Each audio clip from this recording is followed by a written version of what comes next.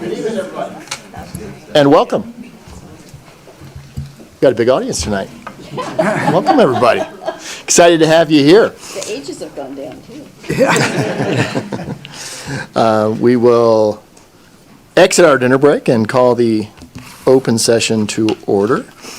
If I could ask General Counsel to read us out of closed session with actions taken. Certainly. The board did consider 4 items in closed session. Item 5.1 on the agenda was approved on a 5-0 vote. Likewise, 5.2, 5.3, and 5.4. Those reports were all approved on a 5-0 vote. That concludes my report. Thank you, sir. Do we have any deletions or corrections to the posted open session agenda? Hearing none, seeing none. Do we have any audience input tonight? No?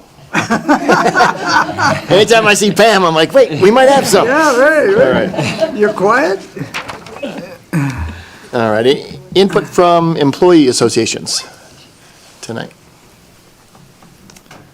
No? All right. Well, let's get to the good stuff. Item 12, acknowledgement. Tahoe Titan Youth Baseball Team. I think Anna's going to lead us off, followed by Louie.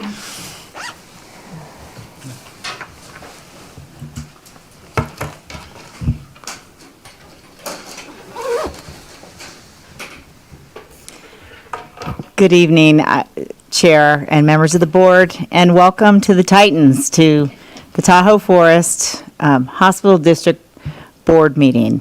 We're so happy to have you here. I came up to the podium because this feels very formal. This feels like a very formal occasion. Tonight, we're honored to recognize the Titans, the Tahoe Titans, players, coaches, and families.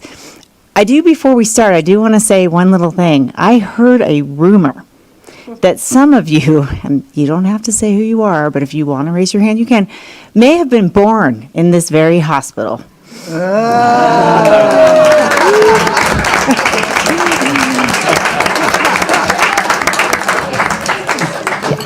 So you are Tahoe proud. You are Tahoe Forest proud.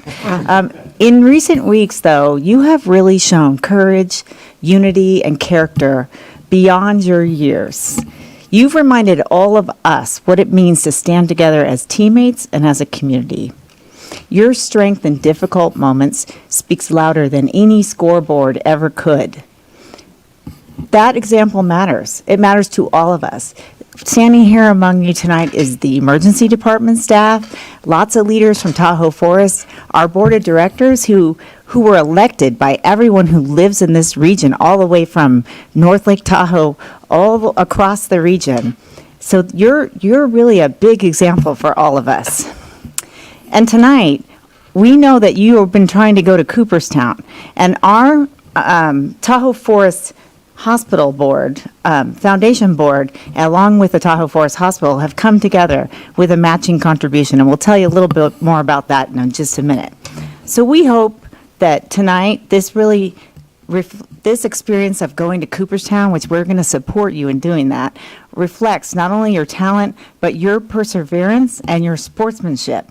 It also reflects your contribution to our community. I would like to invite our Chief Operating Officer, Louie Ward, who really coordinated this, who got you guys all here tonight, because he really helped really link us with the community and make sure that we got the Titans here with us tonight. So I also want to invite Dr. Lassard and Dr. Gladman, who are emergency room doctors, who also wanted to say a few words to you. And then following the presentation, we might have something, just a small something, and I'll let Louie talk a little bit about that. But as you head off to Cooperstown, you take the pride of our community with you, and we believe in you, and we're going to be cheering for you every step of the way. Thank you so much for being here tonight. We're very proud to be with all of you tonight.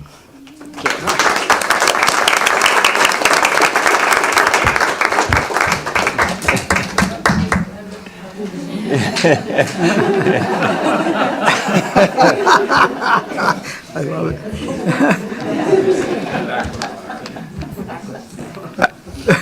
Well, good evening, board. Good evening, Tahoe Titans.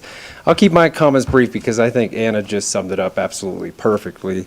But on behalf of the Tahoe Forest Health System, including our emergency room physicians, nurses, staff who proudly service this community every day, we'd like to share our heartfelt support with the Tahoe Titans players, coaches, and family. The Tahoe Forest Health System Foundation is honored to provide $5,000 in a contribution to support the Tahoe Titans' upcoming trip to Cooperstown. In addition, the Tahoe Forest Health System will match the foundation's gift, bringing the total investment to $10,000 to help support your journey.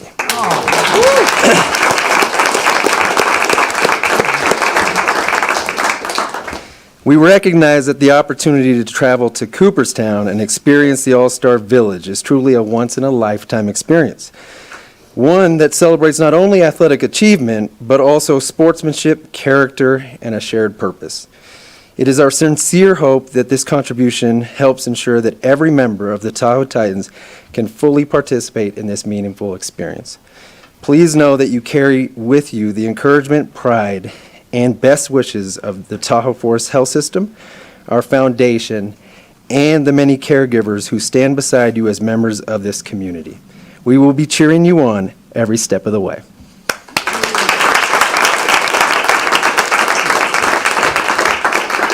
And now, our emergency room director, Dr. Aaron Gladman. Thanks, Lee. My name is Aaron Gladman. I'm the chair of emergency medicine. I'm also on the foundation board. I have Dr. Lassard, one of my partners, here with me. I don't have a lot to say, but I do want to speak for the ER staff. Some of these guys were here when you were here. I just want to say that if I could speak for them, I would say we know that you have gone through a really scary experience, and we know that our town is a little bit sad right now. But when we see how brave you are and have been, it brings out the best in us and makes us proud to serve our community. So I just say thank you to all of you for that. And we hope you have a great trip. This is a letter with all the info that Louis just gave. All right, thanks all.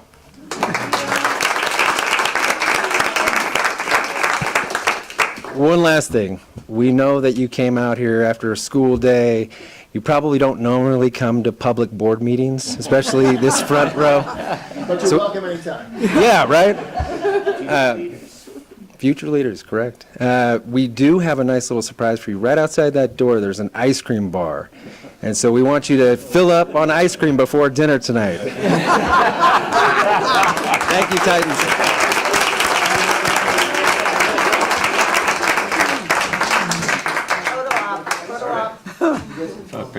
Picture Follow up with the board and with all the ED staff and the Titans?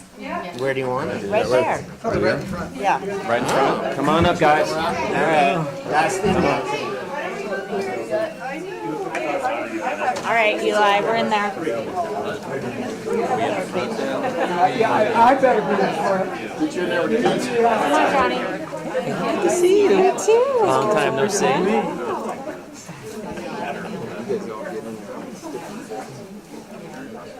Heights in front. Okay, are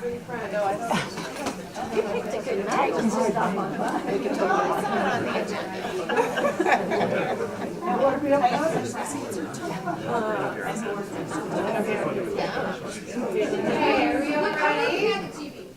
I know, we can do some there too. 1, 2, 3. Yeah. One more. Hold on. 1, 2, 3. Titans.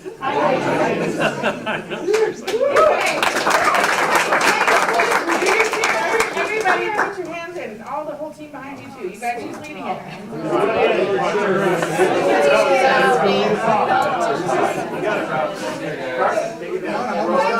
Times on 3. 1, 2, 3. Titans.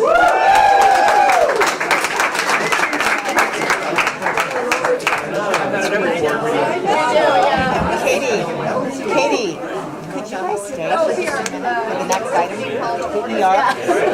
Keep here, stay for just a second. Thank you, Titans. Have fun.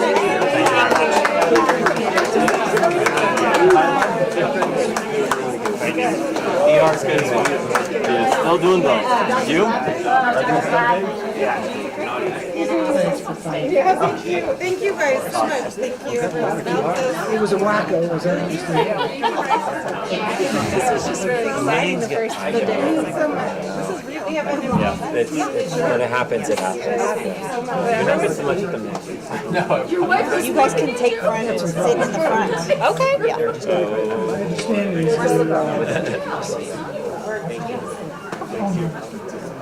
Yeah. Wait, they may need to hop up and move on quick. It's only gonna be a second. Just give me 1 second. Or if we sponsored them, we can put it on their little shirt. That's good. He's here first. Yeah. I tell you, girl, I love being on the way. Awesome. That's why they're staying. Yeah, got it. Get hit by a baseball, that's no big deal.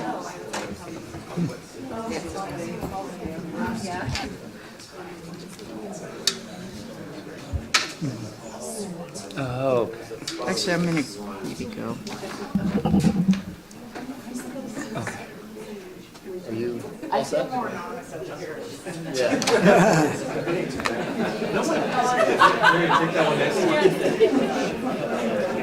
It's all right.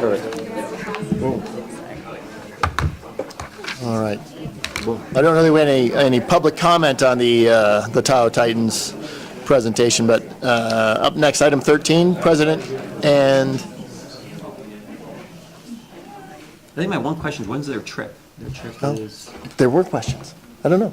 Does anyone know? Louis? No, Louis gone. Louis knows. We'll find out after ice cream. out? Okay. Yeah. All right. After ice cream, yeah. Item 13, President and CEO monthly highlights. Anna Roth. Thank you.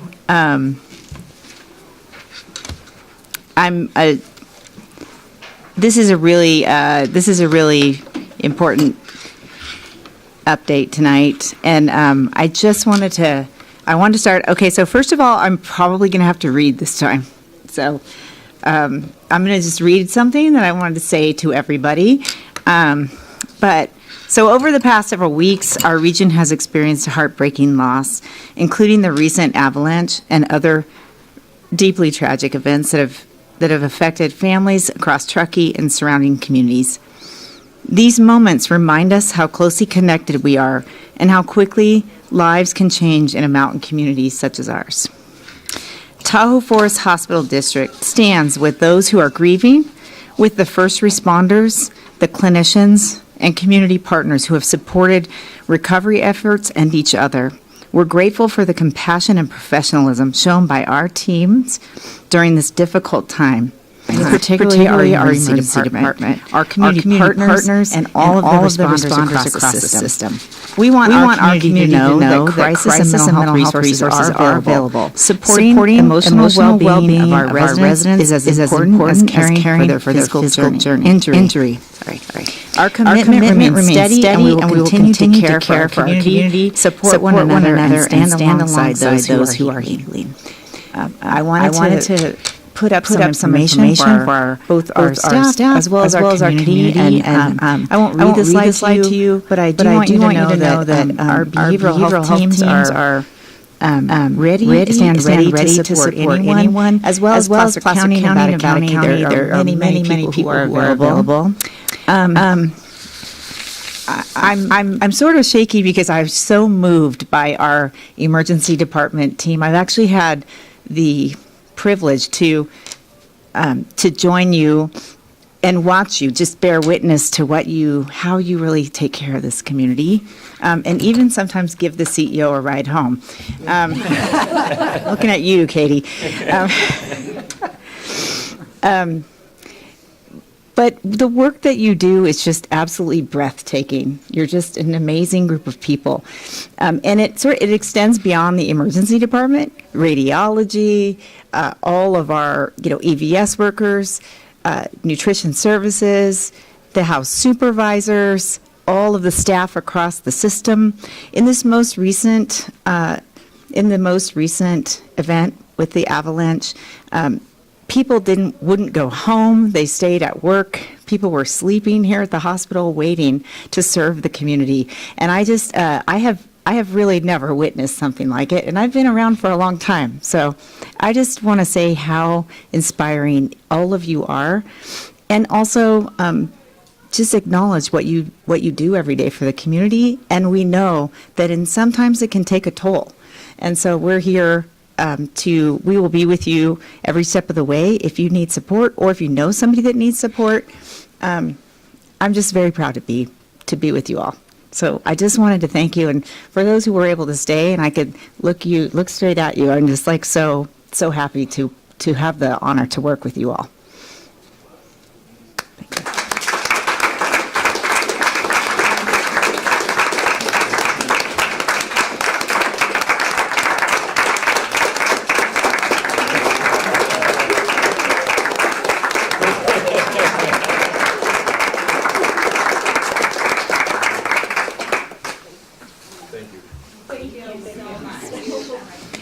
I want to give space to anyone who has any comments or wants to say anything, but it's also okay to say nothing at all.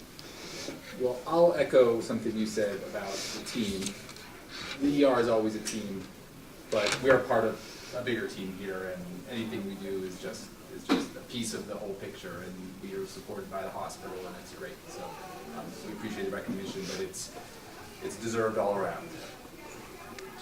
And most of us would be a little intimidated by the CEO showing up in the ER in the middle of it. But you're a great presence there. So much appreciated. You're very supportive when you come and, ask curious questions, which we always appreciate. And I think we kind of think of it as an honor that we get to serve the community in that way. So, yeah, thank you for supporting us. Thank you. And now we should let them go back to it.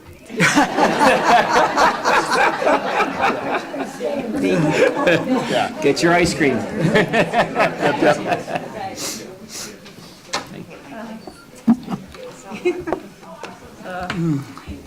Where's my ice cream? Later. That's gonna be melted. Get out there. Okay. All right. Thank you. So, I'm going to actually leave this slide up for just a moment, and I think I will just say the next slide is the next available, and I'm going to actually skip past that. It's there. It's self-explanatory. And I'm actually going to invite Jen Malone, who's going to talk about our 5,000 voices, and I will take a seat in the audience. Is that okay, Jen? Okay, great. You can sit wherever you want.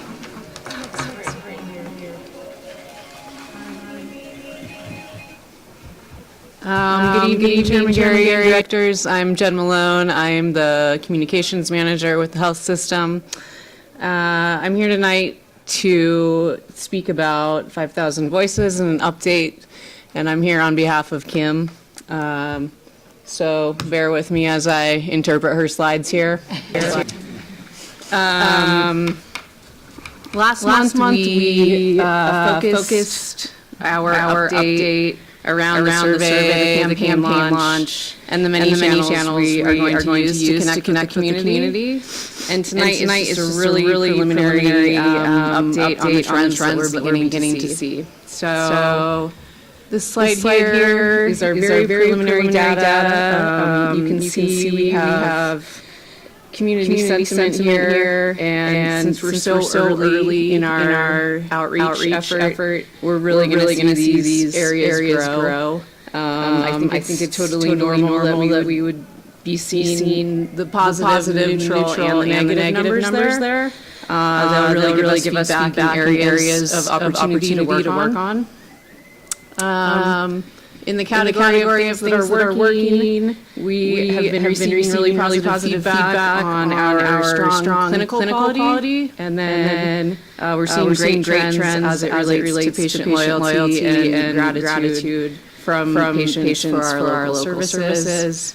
I don't think any of the top concerns are going to catch you off guard there. They are around access and staffing and cost and billing. And we're listening carefully in all of those areas where we can, and hearing concerns and trying to figure out how to address the next steps.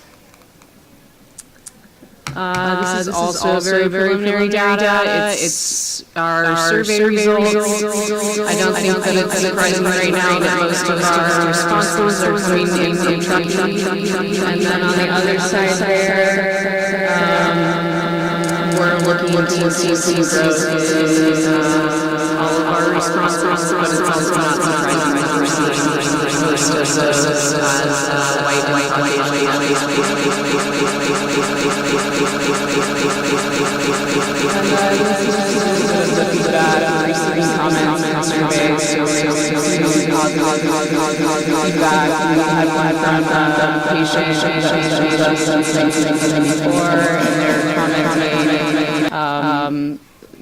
how we've been growing every step of the way with them, and excited for our good work. And then I think on the negative side there, not really surprising that those growth results can also result in frustration and access issues for our patients. Finally here, I think that the good news is that by far members of our community prefer to get their care here and stay local. And the challenge is that while we have evolved, there's just still more work to do to meet our patients and their expectations. So we're still in the early stages of our listening and outreach, and we're super excited for some events that we have coming up. And that's all I have. Thank you for your time, and I'm happy to answer any questions I'm able to. Jen, thank you for filling in tonight and making this presentation. We were able to see it at the Community Engagement Committee the other day, and at first we were a little surprised to see the distribution of the respondents in terms of identified ethnicities and the like, but then we were reminded that the Caucasian proportion actually reflects the community, although we're hoping to get greater distribution across the line here. I mean, it would not be unusual for this to look the way it does. Right. And one thing I didn't mention in there is that we really just launched our Spanish outreach this week. So we're looking forward to seeing a bunch of growth in that area. Yes. Well, we were just noticing that this is now being translated on the screen here. Right. So bouquets on that. I'm a little surprised that only 62% prefer to get their care locally. When we passed the Measure C bond measure, it was a 72% margin, which to me spoke very loudly that people were willing to support that $98 million bond measure. And in effect, it's really saying the same thing. And so I'd be anxious as you gather more to see if that tends to rise up. I agree. I'd be interested to hear Kim's feedback on it too, as she's the one that's been diving a little bit deeper. Yeah, okay. I think the 62% looks like it is Truckee, right? But if you look at Incline, Tahoe City, Kings Beach, does that add up to closer to 70 then?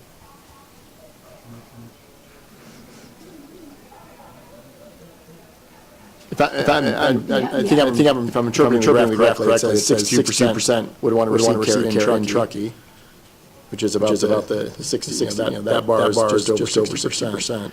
But then other respondents said they prefer to get care in Incline Village, Tahoe City. Am I interpreting that chart correctly, do you know?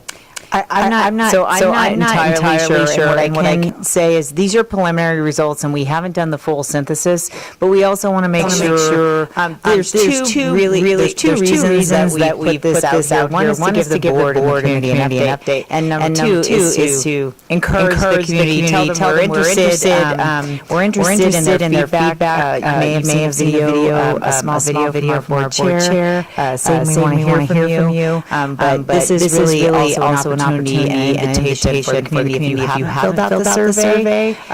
It should have arrived in your mailbox or wherever you receive your mail. And we will be at many community events upcoming. And this does reflect right now, I think, an initial sample of about 1,500. Is that right, Jen? And we're aiming for 5,000. And I just want to acknowledge the library group. They got 4,000 voices and in the competitive spirit of Tahoe Forest, we said we wanted 5,000. So one of the reasons to bring this is both to give an update, but also really to invite members of our community that we really are gathering this. You can see it's not all rosy and positive. We want to hear from you. So if you got that QR code, scan it and give us your feedback. We would love to be able to have your voice when we do the final tally.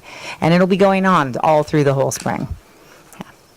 I think you have a very good point with the numbers. I think, Dale, to go into your question, because we did talk about it yesterday at the Community Engagement Committee, which Mary mentioned, but if you look at what's working on that slide, what's working long-term patient loyalty and gratitude for local services, and then you see top concerns, need for more primary care providers and specialists. There was a discussion yesterday. We talked, Kim brought up very succinctly that once people see a provider in a certain area, they tend to stay there. So, again, dermatology. If you have a dermatologist in Reno, or Incline, you're going to stay there. Obviously, but if you have somewhere else, you'll stay there versus if you have that here, you will want to stay local. So it was a great conversation, went deep, but I think it was very interesting. So we do have a dermatologist in Incline. I was going to say, we have a dermatologist in Incline. They're going to, thank you for that correction. It was really specialist. Dermatologist is probably the wrong example, but it was really more the specialty care, and so understanding that. So I echo our president and CEO saying we need more data and more people to let us know so we can help. And we'll keep going with the highlights by inviting Carly up to talk about giving.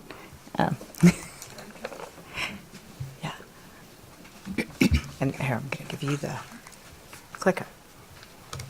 Okay, great. Hi, I'm Carly Bennell. I'm the Executive Director of the Foundations Incline and Tahoe Forest. So I'll give you a brief update about our end of year giving. As you can imagine, most nonprofits, we receive the majority of our gifts at the end of the year. Giving Tuesdays has become a relatively large campaign. This campaign is luckily supported by a very generous long-term donor of the Cancer Center who matches all gifts up to $50,000. And these funds are all to support our Cancer Center and specifically our oncology support services. That's our patient family care programs at the Cancer Center. So $150,000 for one day, that's really strong showing, and I think again shows the love and support that we have for our Cancer Center. End of year giving, Incline Village Hospital raised almost $470,000. End of year for Tahoe Forest, $660,000. And one thing that our team really wants to reiterate is we want to focus on patient care. Our goal is to support patients, to support our caregivers and providers. And dollars are dollars, but all of this comes from folks that have had some incredible experience at the hospital. The vast majority of people who give to our organization is because of an experience they've had with their physician and or care that they've received, and it goes above and beyond, just that. So they want to make sure that care is continued for the next people, that it improves, and it just really shows when we looked at that previous slide for 5,000 voices, that loyalty. I think that this really speaks to that. I think that's it, right? Oh, do you want me to stay here? Yeah. Oh, great. So we have had some of our board members finish and complete terms within our foundations, both Tahoe Forest and Incline. As you all know, we have two separate 501c3 foundations for our health system, both served by separate board of directors, foundation board of directors. So Breck overall, he was on our board from since 2018, but was our chair for 5 years. We miss him. He's not really gone. But he's no longer on our foundation board. We still see him, but it's an incredible gift to donate time and service and those monthly meetings over those many years. It makes it a huge difference for our community. Scott Wessel also had his term complete. Sandy Kath, Earl Nemser and Miles Weiner and Incline. And we're just so gracious and appreciative of these folks that donate so much time to us. We're very lucky. And that concludes the formal highlight remarks for the night. And we're happy to answer any questions, either myself or, more importantly, one of my team members. If the board has any questions, we're happy to answer those. We had some questions throughout, but any additional comments, questions? Comments, questions from the audience? All right. Hearing none, seeing none, we'll move on. Item 14, Medical Staff Executive Committee. Welcome back, Dr. Koch.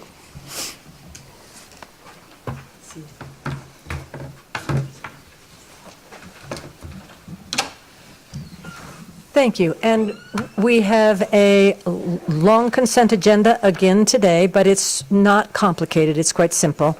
And so with your blessing, I'm going to go through it fairly quickly here.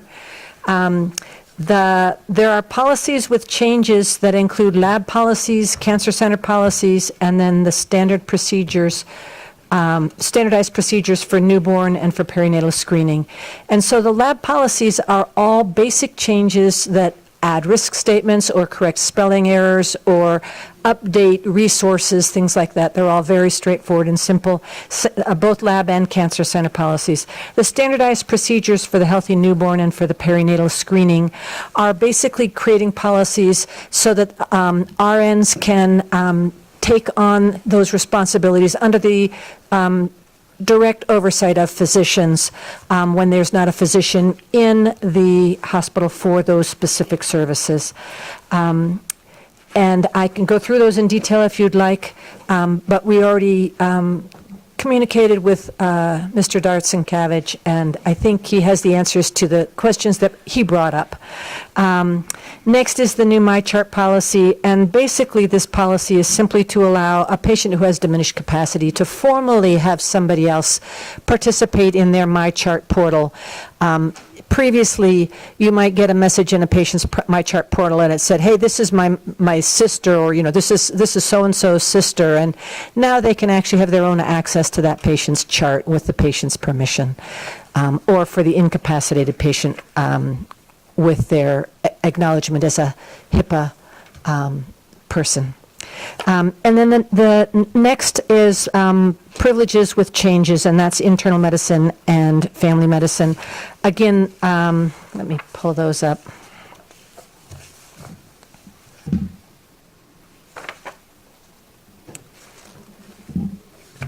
So the changes here are also very basic, and I don't think you need me to go through them all in detail, but I'm happy to if you have any questions about any of them. And I think, Rob, you already looked through them, and I don't think you had any questions. So does anybody else have any questions on those, or would you like me to go through them in greater detail? Any questions? No? No? No questions. And Rob, I'll just say again, we so appreciate you looking through these policies and having questions in advance, because some of your questions I didn't know how to answer, and they were great questions. And it allows me time to find the answers and be able to bring them here. Thank you. Thank you very much. I think for the board, I just have to give more color, and obviously the audience is like, a lot of it is, I think, Mary, you gave a really good point about, letters and understanding, the abbreviations. So example, CSP, cold stored platelet, L for liquid plasma, just things that, there's a comment about uploaded from the G drive, just comments that, of course, I'm like, it sounds very much like I should know this, but again, all things that were just either very logical or just things that I need to remember, but really small questions. So, but I agree with you. Sometimes to get clarification. And I think, thank you so much for that last part about the newborn as well. I think that was my biggest, to understand the process of, I see the policy, but I think of what happens when a child is delivered here, and what does this really help for our community? And so knowing that that's what it's there for, I think just gives our community faith that we have them covered for all emergencies. So thank you. No further comments. All right. I think we periodically have checked in, but is this format still working for everybody? It's a much more condensed way to go through the policies. I know it's a bit more work on your end to put the tables together, but I think just checking, everyone's in. We also are still in the process of updating a huge number of policies, and so at some point, this will slow down. And it'll be no change, no change, no What is the change. total number? It's like 4,000, or is that? Yeah, exactly. Yeah. It's amazing the number of typos that have been going through for years and years and years that are just getting picked up now. Correct. Well, thank you for going through them. That's a lot. All right. Do we go to, yeah. Do you have any comments from the audience? Since you've read them. Yes, since you've read them in detail. All right. Hearing none, seeing none, this is an item for action, so we're looking for a motion. I'd like to make a motion to approve the Medical Executive Committee consent agenda. I'll second that. Motion and a second, all in favor? Aye. Opposed? All right, thank you. Approved 5-0. All right, next item, 15, consent calendar. Just a reminder for those in the audience, these are routine, non-controversial items to be approved in bulk, but we do have the opportunity to pull items should they warrant further discussion. So I'll go to the board first, if there's any items that we wish to pull. I would like to pull the chief medical officer report, and I've talked to Brian about it, and he's prepared to discuss a question. Okay. And that is under, just for clarification, that's under The executive. the executive report, correct? 5.3.1, 5 point, is that Yeah. correct? yes, 5.3, 15.3.1. Yeah, 15, sorry. Yep. Correct. Okay, so noted, and we'll address that towards the end of the meeting. Any others? All right. From the audience, any items to be pulled? No. All right, so with the noted exception of the CMO report, we'd be looking for a motion to approve the consent calendar. So is the proper way to determine, make a motion to approve the consent calendar without item 15.3.1? That works. Yep. I would second the motion. Motion and a second, all in favor? Aye. Aye. Opposed? All right, approved as noted, 5-0. And moving on, item 16. The next few items are items for board discussion. We've got 3 items tonight. The first is the semi-annual retirement plan update. I believe, is this a Zoom? Correct. Brian Montanez from Multnomah Group will be joining us via Zoom.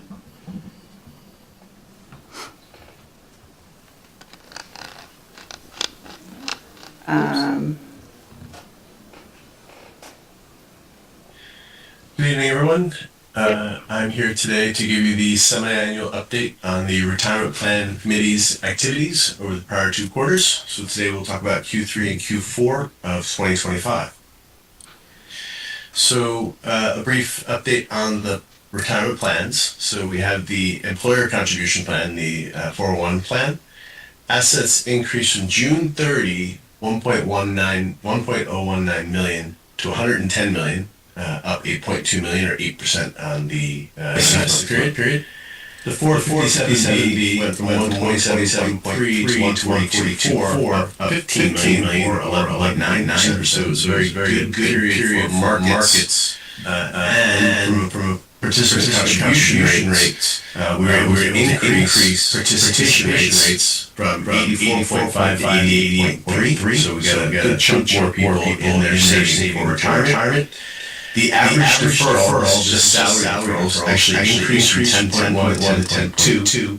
And the total savings rate, so combined salary deferrals with the employer contribution went from 13.7 to 14.1. And I would note that most financial planners say participants should be saving 10 to 15% for retirement. And your staff, on average, is at the high end of the recommendations. From an investment perspective, one fund, small cap growth, is on watch list as we evaluate performance. Multnomah Group has not made any recommendations to date.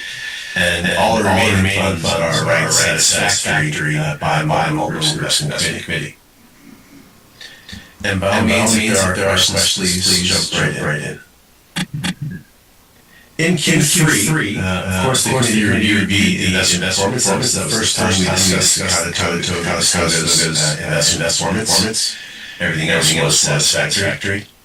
We reviewed plan assets, making sure the record is correct. No issues were identified. We had a discussion about plan design and began in the year. Took a little while. The committee agreed to make two design changes. We agreed to add in-plan Roth conversions so that participants who have pre-tax money and are willing to pay the taxes can convert their pre-tax money to Roth and then never pay taxes again. We did discuss the education and communication plan, so just because we're aware that it is a taxable consequence. I personally believe that there's enough information in the world today, and records do a good job. All participants will understand that they elect to convert from pre-tax to Roth, that is a taxable event. And if someone can afford to do that, it's an excellent option. We also agreed to add after-tax contributions. So this allows an employee, this is the original Roth going back 15 years ago. It allows an employee to put money in after tax and above their normal salary limits, and then they don't pay taxes on the growth going forward. So it is another way for employees to sock away tax preferred assets for the long-term investing. We did our triangle investment review where we're looking 30,000 down, saying, do we have the right asset classes? Do we have the right products? Do we need to supplement asset classes or products? Are there new things we should be considering? And this year we decided not to make any changes, noting that we do have brokerage accounts available, so participants are welcome to put money in the brokerage account, choose any particular investment that they like. I would note that brokerage accounts are not subject to fiduciary oversight by the hospital or retirement committee. We discussed Fidelity's loss persistent services, so we engaged Fidelity to try to find participants' addresses or whose emails or whose phone numbers were not getting their communications from the retirement plan. We had a 15% resolution rate. That's about average. You would hope it might be higher, but 15-20% is about average. Anything over 20 is a wild success. So we were content with the work that we're doing here. And it is also a fiduciary obligation of ours to attempt to locate participants. We do not have to find them, but we do have to put a prudent effort in to try to find them. We discussed and agreed to change the loan repayment methods. So you can take a loan from your retirement plan. We moved it from payroll to ACH. That takes the hospital out of the administration and gives participants further repayment options upon termination of employment. If you have a payroll loan, you can't pay it when you terminate employment. If you have an ACH, you can continue to pay it beyond your termination date. We did some education on plan documents, sources of documents, reasons for documents, and administration document. At the Q4 meeting, of course, we continued to discuss Conestoga, which remained on our watch list. Everything else was satisfactory. No issues identified plan assets. And we began the audit of the 401A plan as dictated by the State Controller's Office. We did engage Baker Tilly, the hospital's financial auditor, to do an audit of the 401A employer contribution plan. that is happening currently. We did our triangle fiduciary governance documents review, so we looked at the investment policy statement, the plan charter, loan policy statement, the charter, investment policy statement, we thought we were in order, no changes were needed. When we dug into our policy, though, we did realize that there was an issue. Not apparently, Fidelity was not aware of the revision to a loan policy made in 2016, and they allowed participants to obtain more loans than they should have. We spoke with ERISA Counsel, and we agreed to implement a retroactive amendment that makes those multiple loans now okay, and then move forward with only one loan. That is an allowable correction by the IRS. As long as you are doing a retroactive amendment that expands benefits, it is acceptable. Legal counsel supported our resolution. We are in the process of implementing that today. In fact, I have a call with HR and the team tomorrow about that. Unfortunately, we also discovered some participant deferral calculation errors, as well as some employer contribution calculation errors. The source of it was a data error between Fidelity Record Keeper and UKG, the payroll company. The data was not being transferred over accurately. We are in the process of making those corrections. I have been told that we have eliminated the data error, and going forward things are expected to be working and being administered correctly. However, we do have several years of errors that we do have to correct. Again, the IRS has very specific correction methods that you can use. We have sought support from legal counsel. They've agreed that the correction methods that we are implementing are correct, and Baker Tilly is going to audit the work that we've done to make sure that the corrections are done correctly. Not only are we using the correct method, but the corrections are done accurately. I delivered our annual update, talked about courts, Congress, IRS, DOL, and then we had a deep discussion on a new rule that took effect 1/1 this year, came out of the Secure Act, which was something passed in 2022 with multiple rule updates of 23, 24, 25, 26, 27, and 31 or 32, I forget. This new rule states that if you were a high wage earner and you earned $150,000 of FICA wages at the hospital last year, and this year you are age 50 and take advantage of the age 50 catch-up contribution, then it has to be Roth. So the committee spent some time talking about that, and we believe that UKG is going to be able to administer this, and we have sent notices to the affected participants. We spent a good amount of time on it because it was a new rule, and we did have to integrate with payroll, not just our committee. We received Fidelity's participant education update.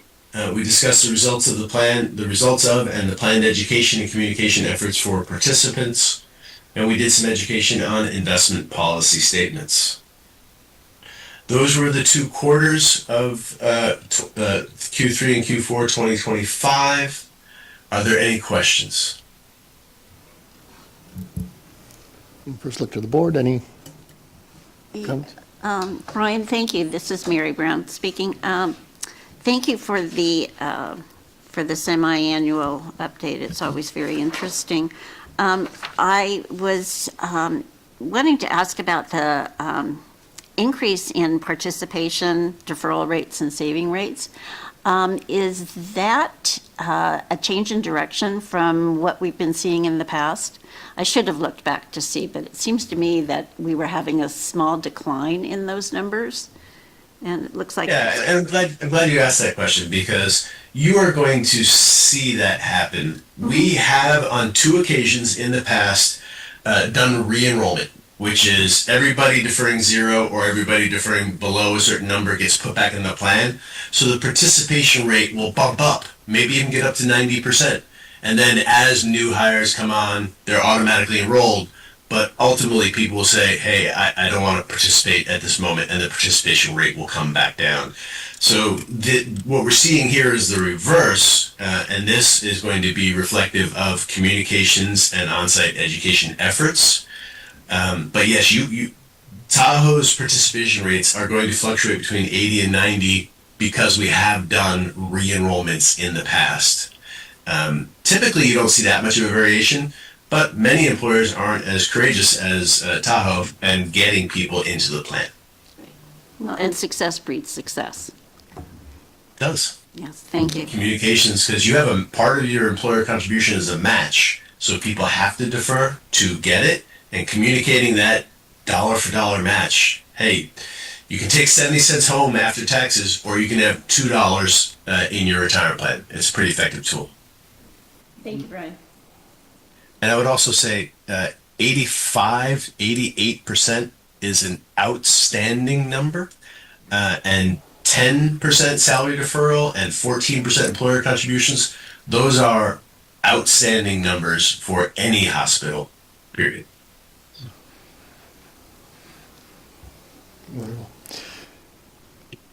Any other comments, questions? Nope. From the audience, any comments or questions? All right, this was just an item for board discussion, so no vote needed. So Brian, thank you very much. Thank you. Have a nice evening. Moving on, item 16.2, waste audit and assessment report.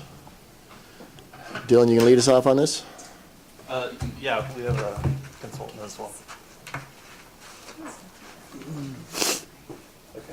Okay, thank you.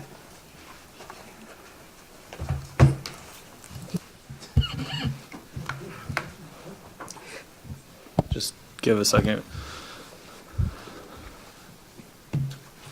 So maybe I'll go ahead and kick off. So thank you, board. Excited to be here today.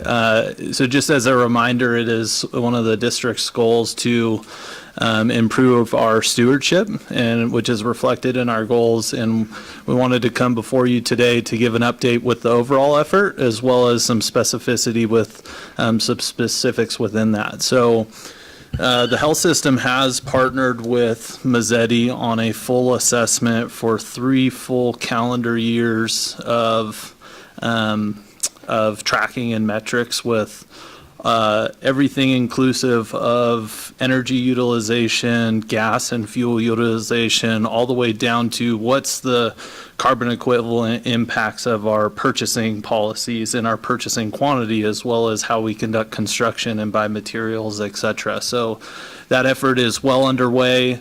We are on schedule to get that completed before the end of the fiscal year, and we are diligently diving through tons and tons of data and sorting that and making it comprehensive.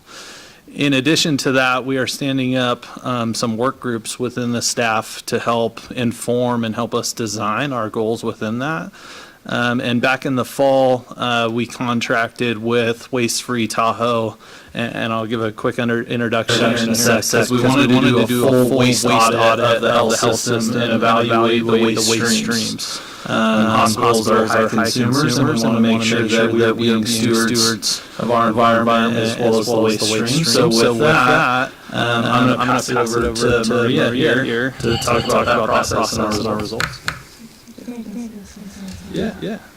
All right. Thank you very much. I'm sorry.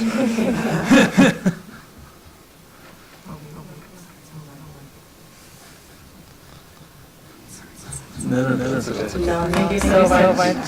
So I'll just dabble backward, yeah. Perfect.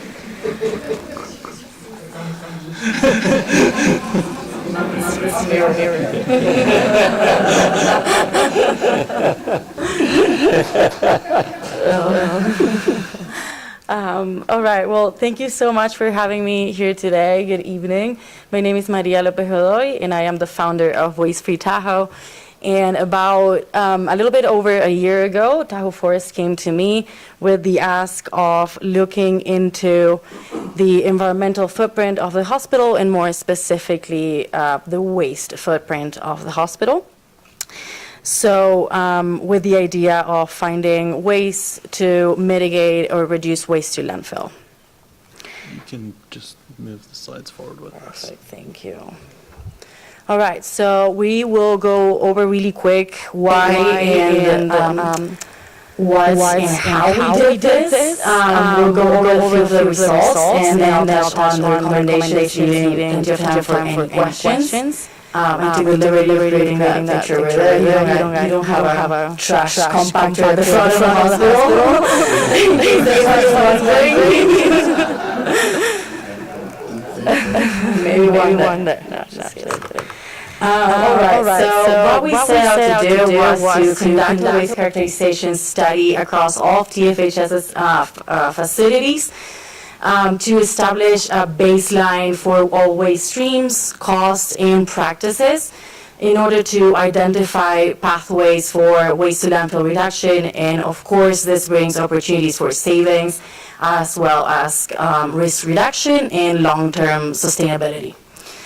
The reason behind all of this is, again, to getting a clearer understanding of the waste management systems. A lot of us tend to think that we know what's happening with trash, but it's really not until you literally go through it that you find out what's really happening.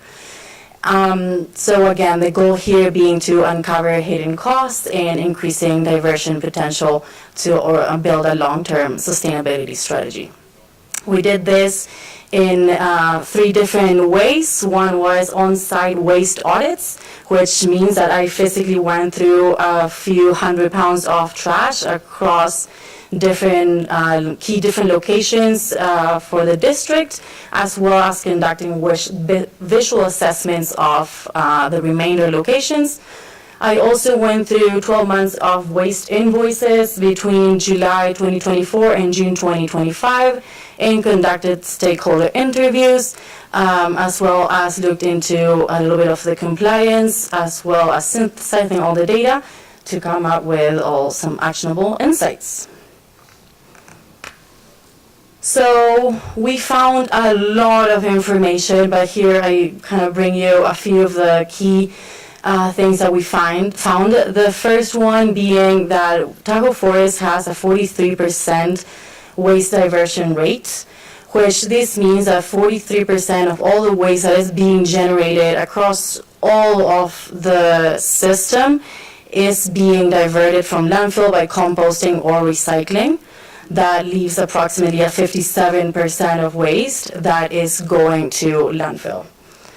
Out of that, and to compare a little bit, other similar systems have rates that go between 15 and 60%, so a very wide spectrum, with goals usually being to be at or above 90% diversion rates. The second very interesting thing that we found was that 29% of waste is being generated in break rooms and common areas. So this is very interesting because it speaks more about the culture and the behavior change and things that we can do internally, not about systems that need to be improved or capital investment that needs to happen or anything like that. 41% of all waste was mostly just medical packaging, supplies, instruments. So that does speak about longer-term programs and more complex vendor relationships. And finally, also very happy finding is that at least $30,000 could be saved annually from waste reduction programs. And this is a pretty conservative estimate as well. So what did we find inside the trash? So 15% of everything that we found is could be diverted or eliminated from landfills simply by using the correct streams that are already set up throughout the system. So correct recycling, correct composting. As I mentioned before, 41% of the waste could be reduced with new programs, establishing new vendor relationships, and new recycling programs. 29% is what I mentioned is all that waste that is coming from break rooms and could be diverted by behavior change and culture change, as well as training, and I'll touch on this in a second.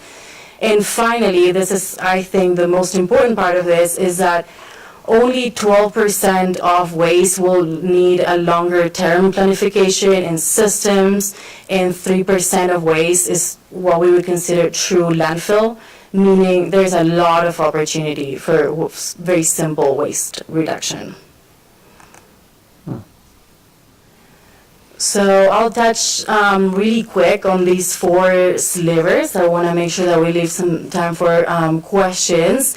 So this is that 15% of waste I will say is a very low-hanging fruit. It's the easy part is that we can do, and here is we're talking about the food scraps, the paperboard, the office paper, cans and bottles, your mixed recycling. We already have the systems, we have the containers, we have the hauler services. We just need to use the correct containers. So the way we do this is by training staff, standardizing signage, making sure that it's very easy to do the right thing and very hard to do the wrong thing, essentially. To make sure that we move that 15% onto recycling or composting instead of landfill. Then we have that 41% that this is a much more complex issue, but this is where the juice is. We have the masks and hair caps, the paper towels, all that medical supplies, packaging, gowns. And here is where we do need to create new relationships with new specialized recycling vendors that could take and do something with this type of waste. Regular waste haulers don't process this kind of waste, but it is becoming more common. There is more market for them, so in the next few years it'll become easier. And in the last few weeks or months, I've seen, for example, Inkling Village is already piloting a program for certain materials that they use in certain locations. So that is exactly what we're looking at here. Very specialized programs within departments. Then we have that 15% that kind of like the more complicated part, the part that we need more systems. For example, we have the paper cups, the nitrile gloves. The paper cups, you might think it's easy to replace, for example, in this building right here, where we could have dishwasher capacity, etc., for swapping all those out. But we do have other locations that don't have that same capabilities, so it will take a more longer-term planning. Nitrile gloves typically do have, vendors will take them back, but not necessarily in the healthcare sector, so this could be harder to place as well. And then, of course, we have the diapers, absorbent pads, casts, and many other things that you can think of that will continue to go to landfill in the near and medium future. And finally, the last piece of the pie, the 29% coming from break rooms in common areas, and that Dylan just talked a little bit about that. And the way to tackle this is by culture, is by training, is by talking about it and creating visibility about the problem. You can't forbid staff from bringing their containers, from buying their food wherever they want, from bringing whatever they want into the building. So the only way to tackle that is just to create awareness, to create those teams that will advocate internally for their own departments and figure out ways to reduce waste, again, internally by department or by location, whatever that's, however that works better. And of course, all this paired with what I talked about at the beginning of that 15% of training staff, standardizing signage, making it very easy to do the right thing and very hard to do the wrong thing at the end of the day. So with that, before I close out, I just want to bring up how there is a lot of opportunity. I was very pleasantly surprised with the diversion rate that the hospital has currently, without ever really looking at it seriously. Like, that is very impressive, and it also shows that there is a long way to go, but there is also a lot of opportunity to get there, and there's nothing but savings and benefits that can come from it. So it's only uphill from here. But before we open to questions, just quick comments. Just frequently over the past couple years and going back a long ways, there's a lot of individuals and departments making significant impact. Like, we were very happy to see that we already have above a 40% diversion rate with kind of no formal program really built around that. So just to call out, and, obviously I can call out everybody, but dietary has done an amazing job setting up programs, making a significant impact and really driving some of the results. The surgery departments throughout the health system as well. I think there are over 1,000 pounds of diverted plastics just purely from the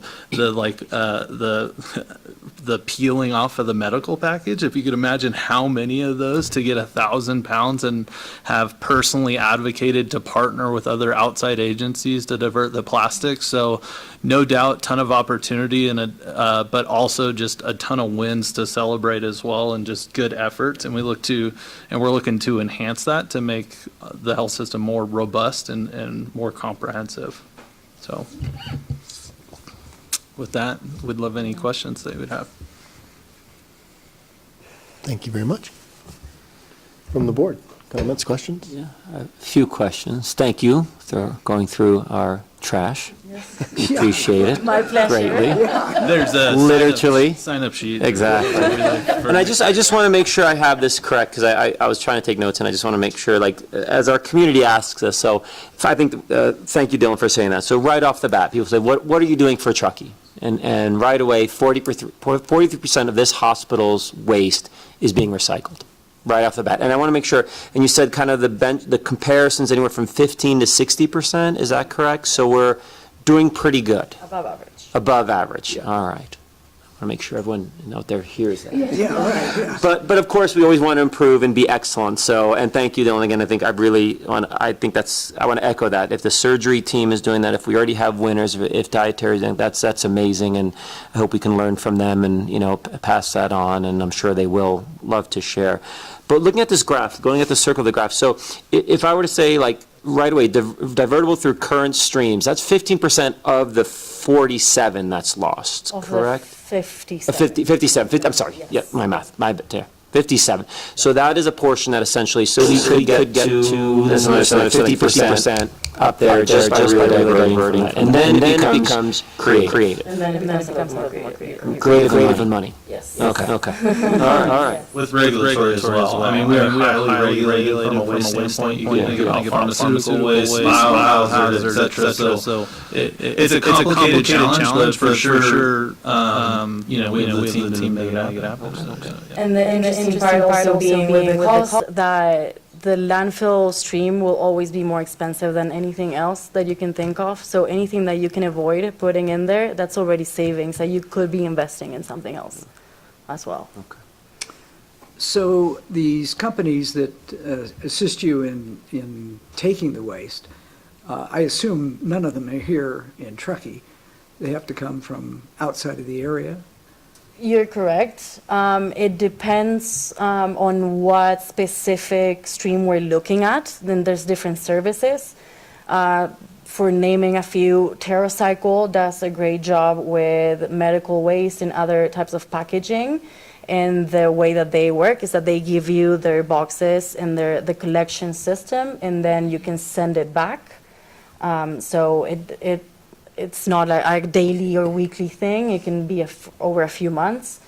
And there's other plastic recyclers in Reno, so it's also not that big of a haul. Okay. And we have a couple in the health system now. We partnered with the McConkey Foundation and have a Don't Drop Chop program.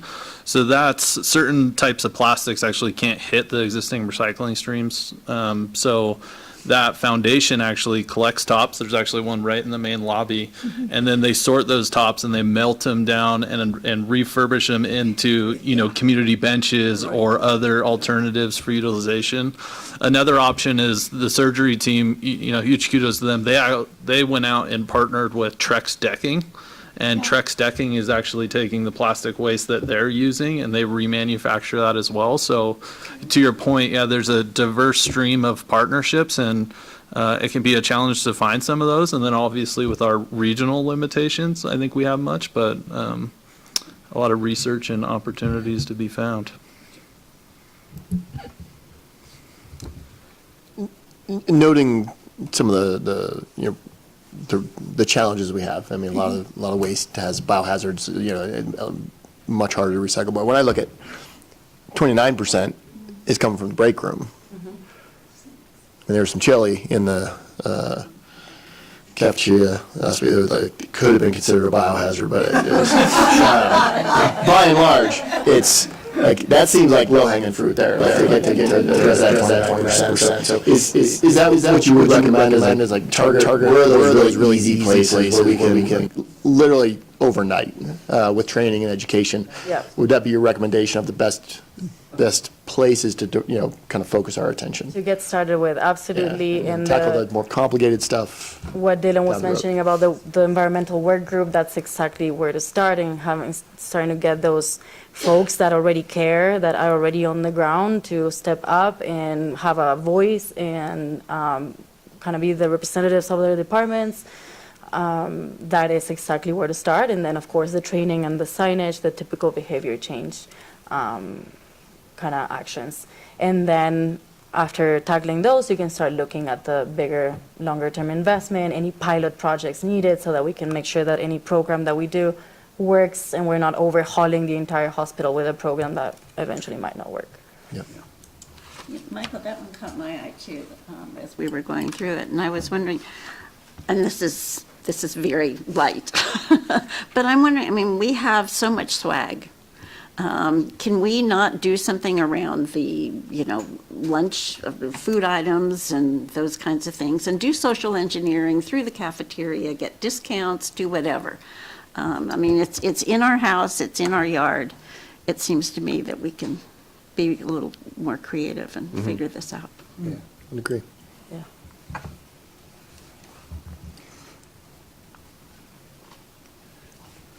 I'm just going to echo what Rob said. Like, there's parts of this that I imagine are not a fun job. So, I mean, thank you. This is really insightful information to have. So Yeah. thank you. That's why I do it. You're very welcome.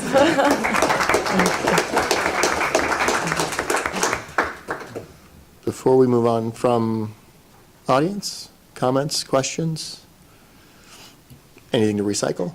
No? Okay. I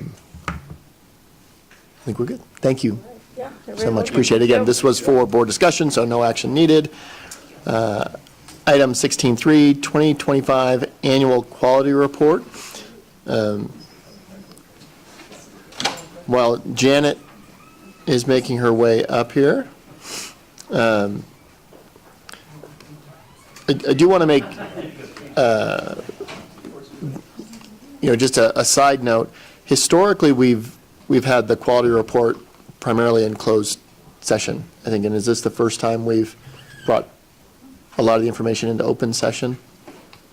Pretty much. Pretty much, yeah. So I just want to,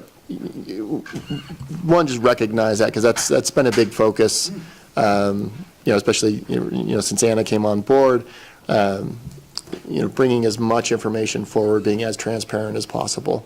And so with that, and quality was one of those ones that I always wondered, we get it in closed session, and I'd see the quality report, I'm like, why aren't we putting this on billboards? Because it's really remarkable. So with that, I'll pass it to Janet. Want to introduce yourself? Yes, hi.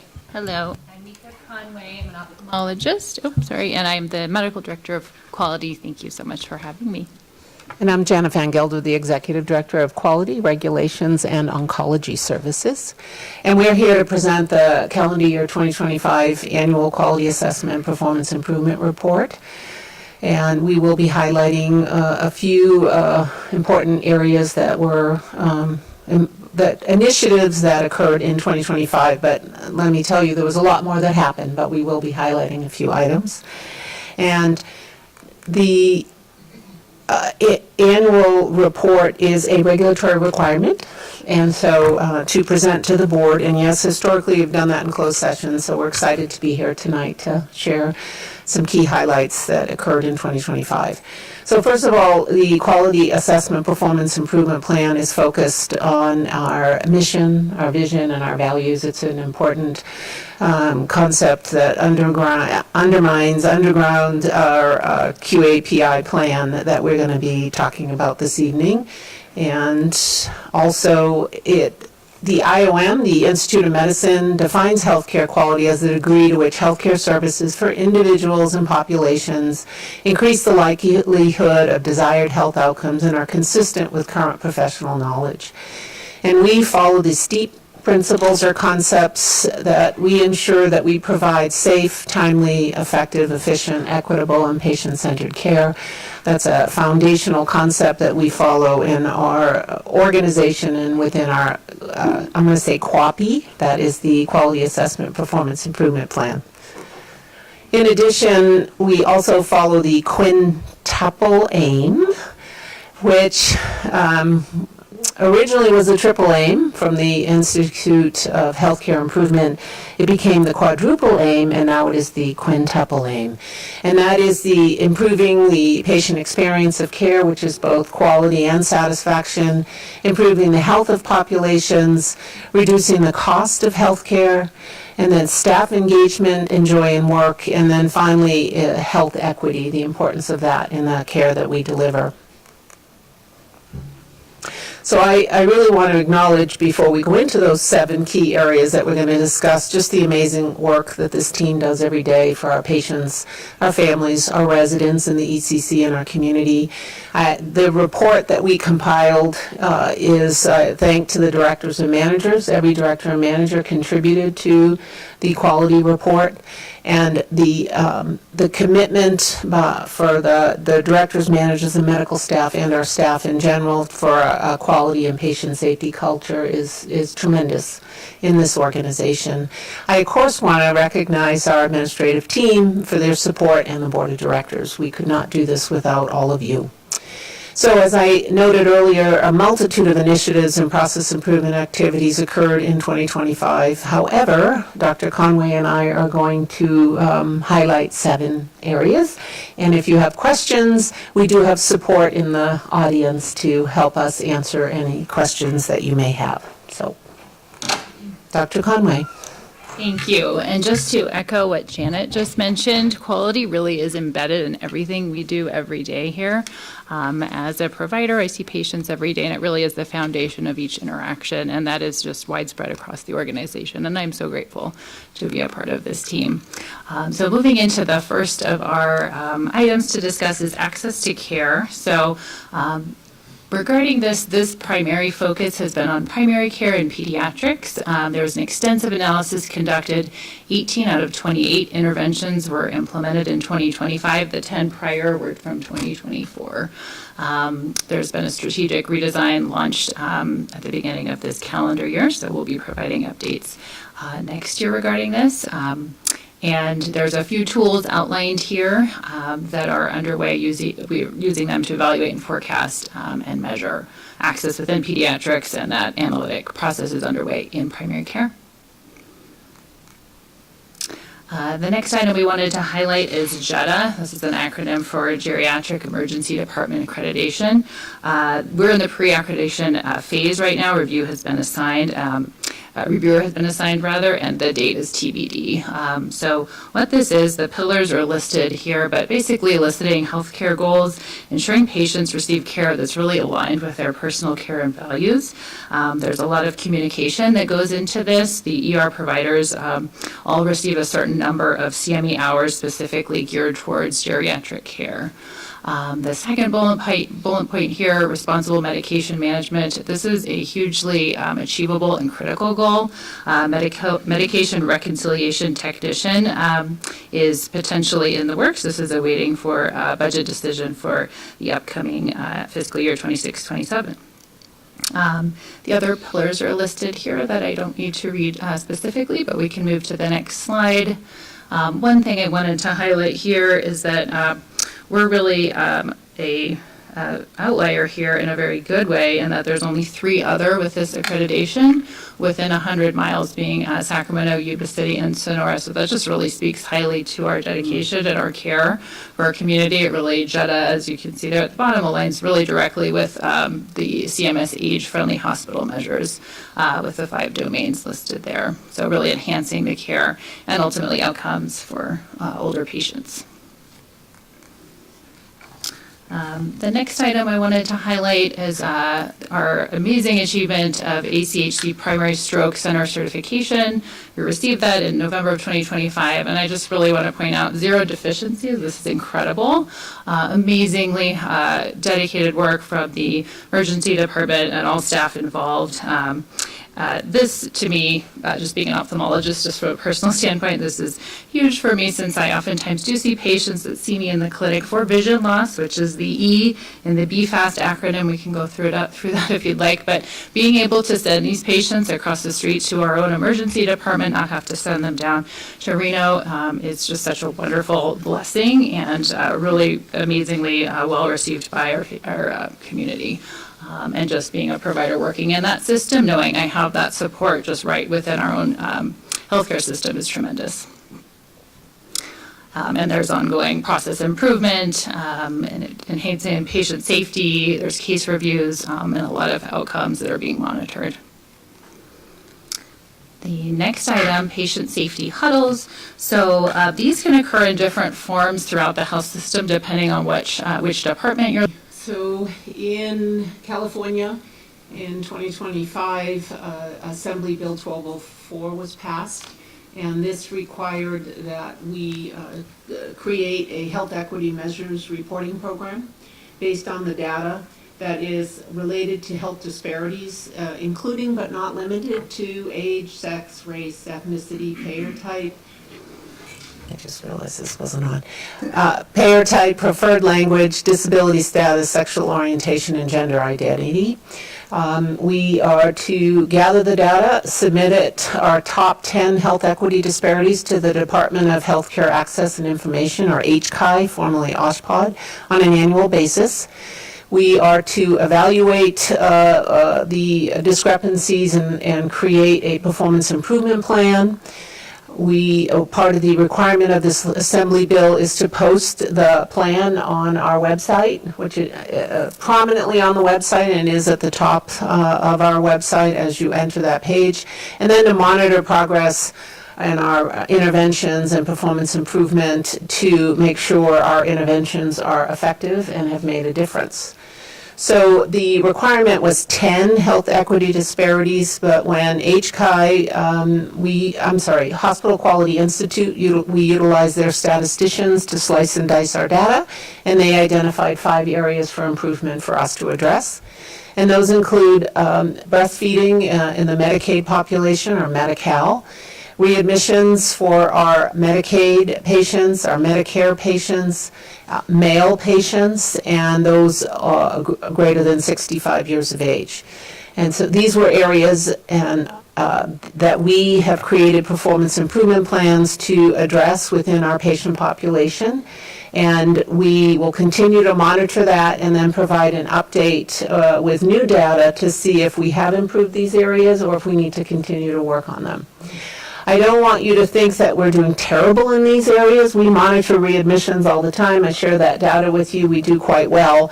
But if there's 2 patients that were readmitted, or 5 patients, and they were Medicaid or Medi-Cal or Medicare, then they would rise to the top, that we have to focus on that. We totally focus on readmissions. It's a CMS star rating criteria. It's on our quality dashboards that we share with the board and the medical staff. And so we are definitely focused on readmissions, but this is what bubbled to the top that we needed to address within this report, and make sure that we are making improvements in the upcoming year. But this is an annual report. Jen, are those based on, benchmarks, or how do they get to the 10%, reduced by 10%, or reduced by? it was in the legislation, and it was based on the literature, papers that across the country. I know this is specific to California, but health equity has been an issue for healthcare and across, in the nation anyway. And they've identified they really wanted every hospital to target 10 at a minimum. Okay. So we were only 5 that fell out that we needed to focus on and work on. Sorry, this 5. So Thank you. yeah. The other item I would like to discuss is the Truckee Navigation Center. There's a few updates here, and there was a ribbon cutting ceremony on the 13th. Many of you in this room attended. Thank you. I know Director Huang represented the board. I know there's others in the room that were present. The center did open on February 25th, yesterday, and it's staffed by the Volunteers of America. It has 6 supportive and 10 shelter beds that are open and available 24/7, providing in this location showers, laundry facilities, and food to those that are in need. And I know the medical staff and our staff here is very excited to have this, to be able to have patients that may present to the ER and have a place for them to go, especially in a cold winter, stormy night. So we're excited about having this. It has been funded partially by Tahoe Forest Hospital District and other agencies. And again, they participated in the ribbon cutting ceremony, and the med staff donated money as well. Thank you. The other thing that I think is important to know is they have wraparound services for for anybody who comes in there to seek them, and I think that has been missing in our community. Yes. Are those beds already filled, or is the system being utilized? I don't know that perhaps Ted Owens has an update from yesterday. Good evening, Board. Ted Owens, Executive Director of Governance. I do not actually have that data. It's been 24 hours, but it's data that I would like to check into next week and report back to the board. So Let us know, please. we will. Yeah. Oops, the last area that I wanted to talk about, last fall, we had a tuberculosis exposure. There was a patient that was diagnosed with TB who was within our facility for over a 6-month period in various departments, and we identified at the end of October. And so we reached out to 404 individuals within our community, as well as staff, and offered testing, even though their exposure was minimal and probably the individuals would not be at risk for tuberculosis, but being overly cautious, we offered quantiferon testing for these individuals. We put out news releases, we mailed them my chart messages every way we could, phone calls to get in touch with those individuals that may have been in the area that this source patient was originally, and it was a mass effort. We worked closely with the Nevada Valley Public Health, as we should, and address that. And of course, with anything we did activate the incident command, and there was many individuals involved in that. Lab registration, the physicians, that we gathered together to make sure we were addressing the needs and how we were going to address this situation. And of course, with everything and anything you have, we lessons learned. We of course learned many lessons, and that's listed here. Emergency management is addressing this in follow-up to the event. But overall, the response, and I have to thank Sviata Shop, our infection preventionist. She absolutely, we lost the screen, Sarah. She absolutely spearheaded and led the charge, along with many other individuals within the organization. But it is emerging in other communicable diseases, but we have the staff along with Dr. Hovanik, our ID doc, to address this in a timely manner, an effective manner. And I don't know if you have any questions, but it was a big event back in October, November, December, even into January, just to make sure we captured all those patients. One outcome from it in the Cancer Center, they are now testing all patients that come in for chemotherapeutic agents, oncolytic agents, just to make sure they don't have latent TB, because if you wipe out their neutrophils and their white cells, it can, bring that TB, if it's latent, it could become active. So there was a real concerted effort, county-wide and health district, hospital-wide, to address this in a timely manner and make sure that no other patients were exposed or harmed. So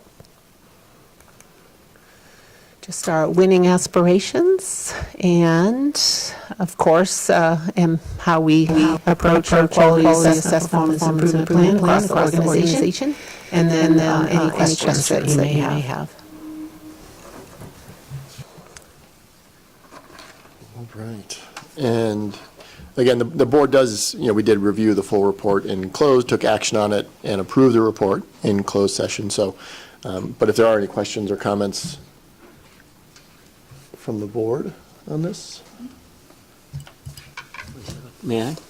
Well, Please. again, I'd like to thank Janet and Dr. Conway for their presentation, especially highlighting those successes that we've had or those critical events that happened that you were able to address and minimize any kind of patient harm or patient threat.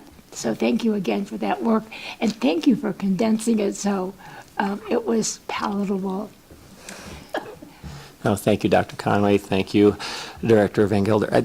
I think, I was trying to think of someone who's maybe listening, I get the benefit of being on the quality committee with Director Wong, and it's just a pleasure to see everything that everyone does. And so but I still think of it as a patient who comes in here, what does that mean? What does it mean for quality? And I think Dr. Conway, you said actually a great point, it's quality in everything you do, and I think of that journey that a patient takes, right? From the moment you come into the hospital, when you sign the forms, those are actually quality forms. Those are forms about consent, understanding what it means, If you do a screening for your primary care visit, you do a screening for depression, you sign out that form, with the marker in the beginning, that's quality. That's quality screening right there. I think of the medical assistant who does your medicine reconciliation. Oh, tell me about your medications. That's quality, making sure there's no medication mistakes. Oh, you get a booster. Oh, it's your booster time. Another medical quality. And then now we're using ambient technology for dictation, so the clinician actually has more time to spend with you. That's quality, and that's not even into the visit. I'm just barely, and maybe I was cranky because I didn't have my breakfast, and so the MA can say to the doctor, hey, Rob's a little cranky today, because they don't have the fear to speak up, and so now the doctor can adjust how they relate to me, and that's not even into the visit yet. And so and that's the people here in this room, the leadership here. I think of technology, I think of our medical staff, our medical leadership, I think of, and you mentioned it, when we have a disaster, I think on the tuberculosis we had a disaster, but you said everyone came together, and so everyone tirelessly works. I get to see that, but I don't think our community gets to see that. But I want to reassure them that when they come into this hospital, that's what's focused here every single step of the way. So thank you very much. Thank you.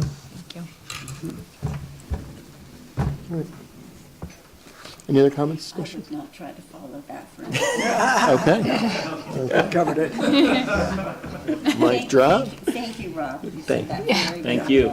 Oh, thank you, everyone. Well, can't go just yet. We might have some questions from the audience. Although they've been fairly quiet. We did get one. Can always count on Pam. Thank you. Pam Hobday, owner of Pamela Hood Associates and a citizen.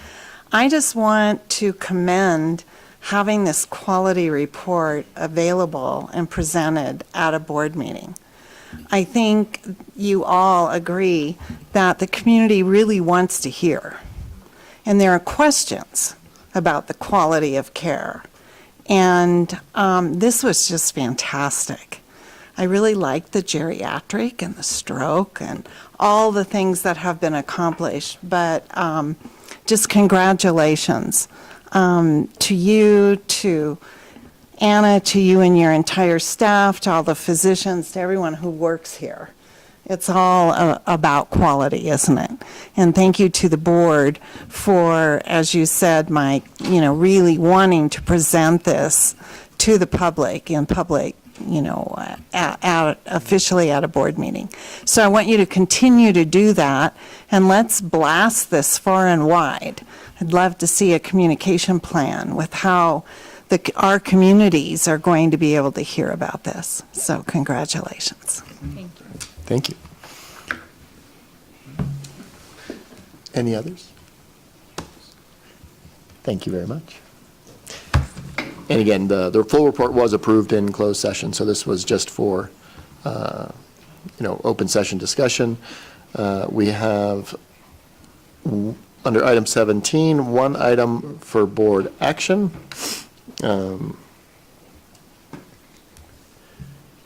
And this is, there's an upcoming vacancy for the regular special district representative member seat representing the Placer County Local Agency Formation Commission, or LAFCO.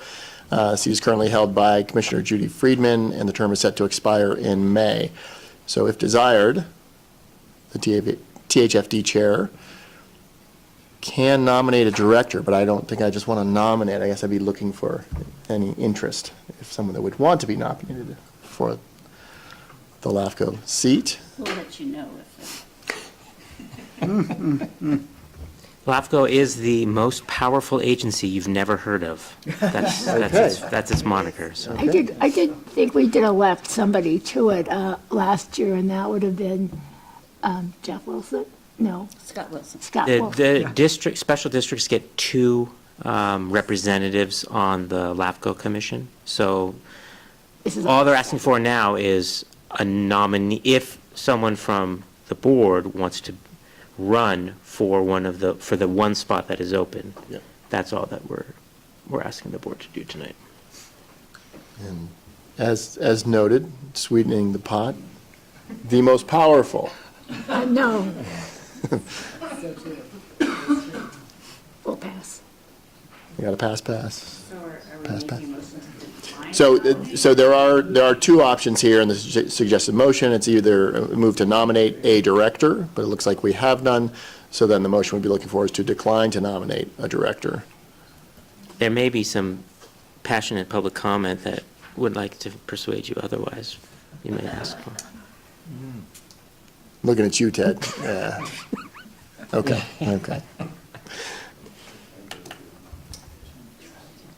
All right, so then if there is no further discussion, look for a motion. I believe we're looking for that second motion to decline to nominate. I would so move. I'll second. Motion and a second, all in favor? Aye. Opposed? All right, approved 5-0. Item 18, discussion of consent calendar items pulled. We did have one item pulled. It was the Chief Medical Officer report. Director Shamlin, you had some questions, comments? Yes, I did. 1 year ago, one of the items that the board was wrestling with was the issue of physician alignment. It wasn't particularly good. There was a lot of discontent. We wrestled with that. And fortunately, under Anna's capable work, it has improved. We know that. But I also noticed that in Brian's report that there's an issue called executive rounding, and I thought it would be interesting to hear what we're doing to further. Obviously, because we're good doesn't mean we couldn't be better, and so if you'd explain that to us, I'd appreciate it. Happy to. Thank you, Director Chamlin. Appreciate being here. Brian Evans, Chief Medical Officer. So it is well established that when executive leadership rounds, really in any industry, but certainly in healthcare, if they round, they go out to the front lines, they talk to the teams, a lot of good things happen. People feel that the leadership understands the work that they do. They feel much better about the communication they're receiving. They feel acknowledged.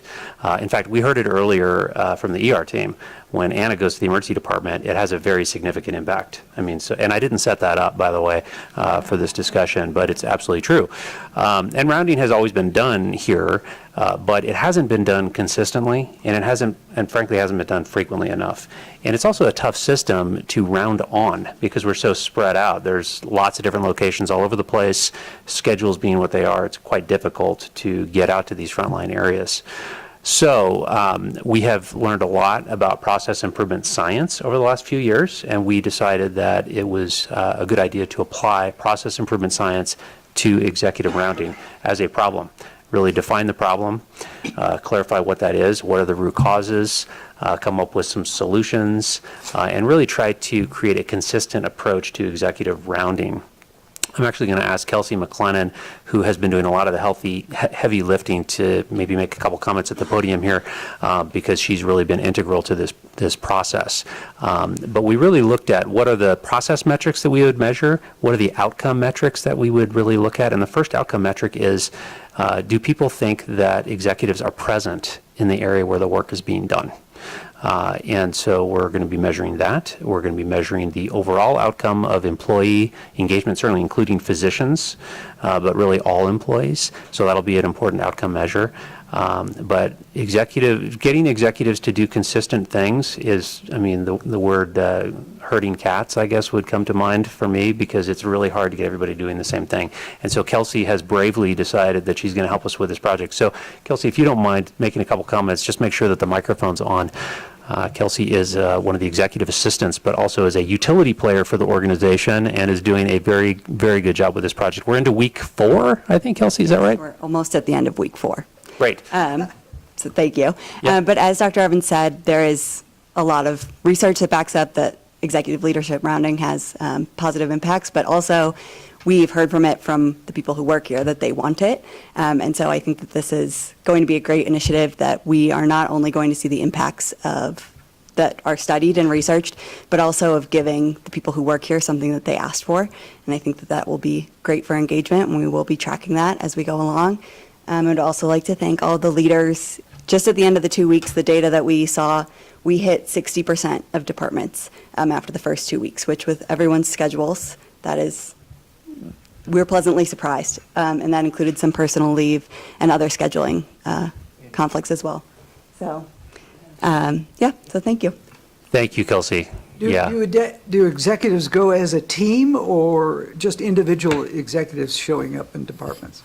However they can get there. But we do have, it is based on a cadence, and so executives are asked to try to hit certain departments within 2 weeks, and so they're kind of paired up. So for 2 weeks, maybe Anna and Dr. Evans both have a set of departments that they're asked to hit. So if they want to go and round on them together, that's great, or if they can hit them individually, however we can do that. We actually don't go together. We're in a friendly competition. Anna's actually They were winning. just sitting right in front of me. So. Anna is winning right now. Nobody's counting. We're not competing really, but Thanks for bringing that up. I actually am bringing documenters to write my stuff down, and I also bring members of the AC if they're around. But we've actually never go together because maybe we're competing just a little bit. Her car is a lot He more is capable very in the snow. competitive. It's a car thing. Okay. It is. I'll just also say the issue of huddles has come up in the course of this project because we have many huddles. Kelsey actually compiled this with some help, all the different huddles that are going on. I'm not even sure how many we have, but there's a lot of huddles in this organization. And we do really want to try to hit those huddles as much as we possibly can.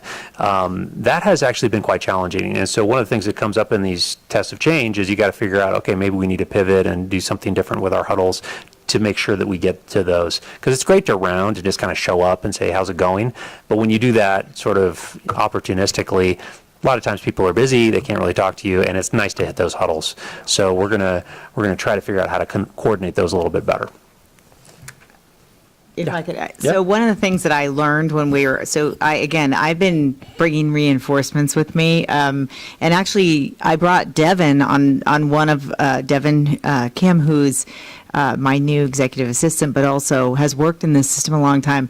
And one of the things that I learned is when we went to the huddle, I said, "Oh, it seemed like they were ready for us or whatever." And he said, "Oh yeah," when he used to work at IM Card, and he said, when we knew that the leaders were coming to the huddles, they would tell us, like, don't forget to bring this up and show up with this, and you should bring this. And so people do arrive ready to share issues, and we actually learned a lot. We were as a leadership team, we were trying to develop a response system. This is really, again, related to law enforcement and specifically ICE. We were working as a leadership team to put together a response system, and we were standing at the huddle, and up on the wall was posted a response system that the staff had already made and passed around the clinics. I think I said this at one of my early meetings when I first arrived here. A lot of this is about leadership catching up to the frontline staff. They're way ahead of us. And are your clinical partners, you're saying each department head, is that who are your clinical, I guess you're showing up, but is there and it sounds like some know that you're coming, some that maybe don't, but who's your clinical liaison for this? Are the department heads, or is it? Well, it's anyone working in the frontline areas, so the department head may or may not be there when you round. I think, and I tend to surprise people. I don't give them a lot of advance warning, but they're there oftentimes, and it's just an opportunity for really improved communication, sharing best practices, like Anna mentioned. I mean, that's really been one of the benefits as well. So I do want to thank Kelsey for all her work. She's done a great job, and also Sam Smith, who's been up to her eyeballs in this as well. Do you, please? Yeah. Do you want to go over here? Here, come use the mic. Yeah. Thank you. Sam Smith, Administrative Medical Director. I would just add, I've had the opportunity, especially this week. My first week was mostly rounding here, which was easy for me because I've worked in the clinics and I'm well received by the staff generally. But I had the opportunity this week. Today I went to Tahoe City and went to Tahoe City Physical Therapy, Urgent Care, Primary Care, the lab. And on Monday I was in Incline. Actually, I was in Dr. Conway's office as well, across the street in ophthalmology. And I cannot tell you how receptive the staff are. They are so happy, especially in some of these satellite sites, just to have somebody there that checks in and says hello and cares about them. I feel like I'm really excited to be part of this project. And also, it is really great for job satisfaction to get out from the computer and just talk to people. And I think we need to do a lot more of this. So as you're making your rounds, do you round in the units in the hospital, and do you round in the evening? I actually round. I round on a regular, informal basis often, and actually nighttime is my favorite time to round because, first of all, I'm not booked up with meetings at night, so the evening shift and night shift see me probably more than the day shift, just because I have a little space, so I kind of separate the rounding, just my general rounding that I do, with the more formal executive rounding, because we're actually going out and asking specific questions and trying, if we can, to line up with a huddle, which is not always easy, and that often happens during the day. But I think I just want to say that isn't the only rounding that's going on, but there is a difference in arriving in a more formal, even on surprise, without announce, but with almost like a purpose, and we have some stuff we have to document, versus rounding, which is a little bit less formal. Sometimes, I'm actually, to be honest, and I want to just acknowledge Kelsey and say thank you. It's really helpful to actually have a tool, though, because, there's a fine line between being visible and supportive and being disruptive when you're a leader. And so I actually, it's helpful to have a little bit of structure imposed on me with some of Kelsey's tools, so that I'm there for a purpose, but I don't get in the way, because, there is the staff are happy you're there, but you can be a distraction to them. In other words, they or it's a little bit different than their normal day, so you're kind of interrupting the workflow. But if we're using the tool, I actually went to Dr. Conway's office too, and that is where I saw the form posted.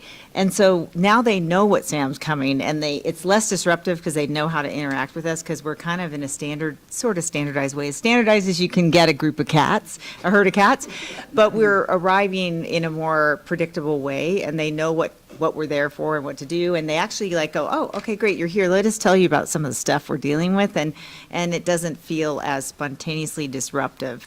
It certainly doesn't it's not in lieu of rounding too, which we also do, but it is, I think it is, people know kind of what we're there for. They're starting to know it, I think, what we're there for. And so I feel like it's a little bit less disruptive, because I'm always cognizant of that too. You don't want it to be at an event when leadership arrives. And actually, the more we go out, the less of an event it is, actually. So that's really great. Thank you, Kelsey. I applaud you for it. Again, when I think back to where we were a year ago and what we were talking about, and the issues that we had between physicians and management, you guys have addressed the need, and I think it's great. Thank you for pulling us. Yeah. Any other comments, questions from the audience? I think the one comment I have is that I'm trying to remember how this all began, and then maybe Anna can help. This was... So I'll just give my history, and Dr. Evans can come in and correct me if I miss, but this was actually something that Dr. Evans introduced prior to my arrival. It didn't really graft with the organization at the time. There was a lot, as you know, going on.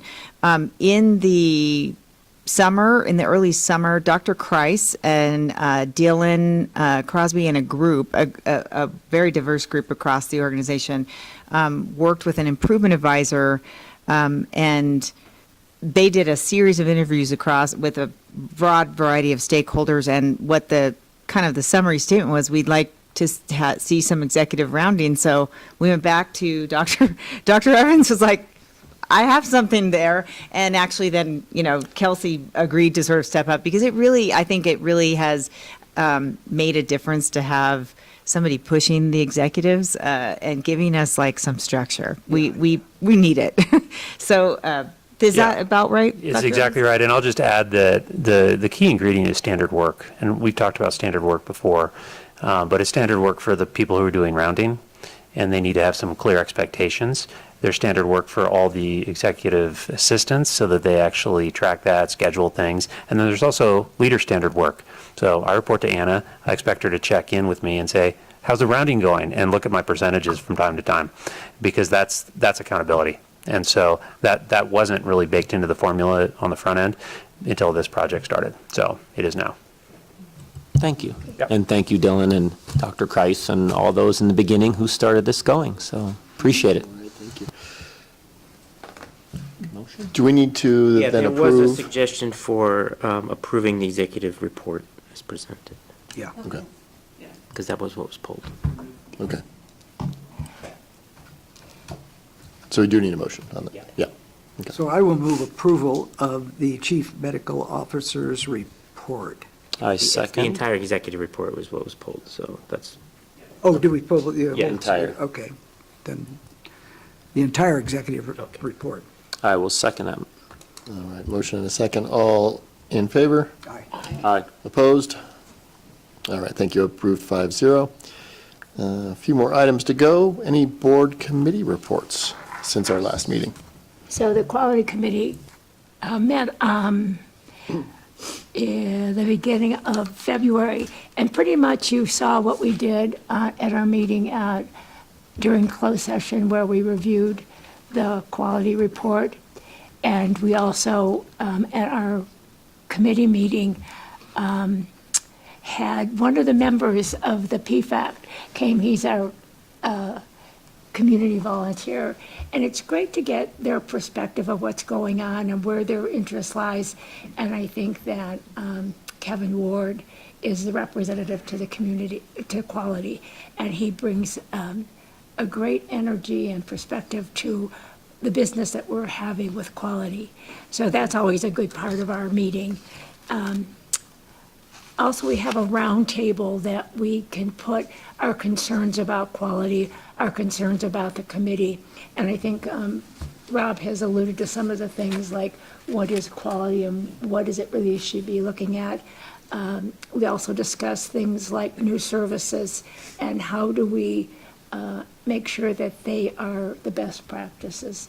And so those kind of discussions will come back to the roundtable because we see the beginning of many of the projects, but we want to follow them through to make sure that they're meeting the expectations we had for them.